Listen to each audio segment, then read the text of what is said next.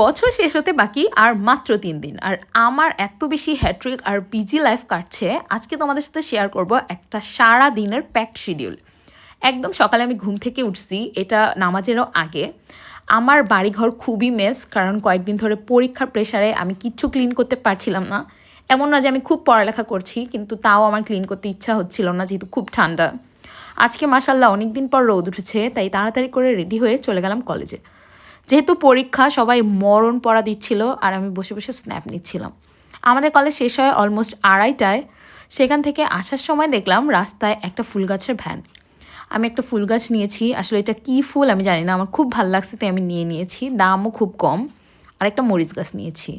এই গাছটা আমি আমার বারান্দায় রাখবো ইনশাল্লাহ, কিন্তু ফুল গাছটা আমি বাসায় এনে আমার মিররের পাশে সেট করেছি। এবার শুরু হবে আসল স্ট্রাগল। তখন অলমোস্ট 3টা বাজে আর আমার কাছে গত দিনের লেফট ওভার বিরিয়ানি ছিল, আমি সেটা গরম করেছি, সাথে ডিম সিদ্ধ করেছি আর ঘরের টুকটাক কাজ করেছি। যারা মনে করো পড়ালেখা করে ভ্লগিং করে আমি কোনো কাজই করি না, তাদের ধারণা একদমই ভুল। আমি অলমোস্ট 2 বেলা বাসায় রান্না করি, খাই, পেজের কাজ করি আর পড়াশোনা করি, সেটা যদিও অনেক কম।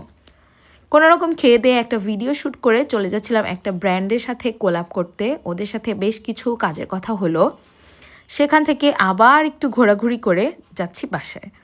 সন্ধ্যা হলে আমার খালি এইটা ওইটা খাইতে মন চায়, আমি রাস্তায় যা দেখি তাই কিনে খেতে থাকি।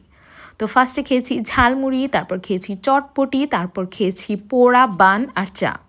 প্রত্যেকটা খাবারই অসাধারণ। আর আজকের ভিডিওটা অনেক বেশি লং ছিল, প্লিজ সবাই ধৈর্য ধরে দেখিও আর আমাকে কেউ গালাগালি করিও না। ভিডিওটা কেমন লাগলো কমেন্টে বলো।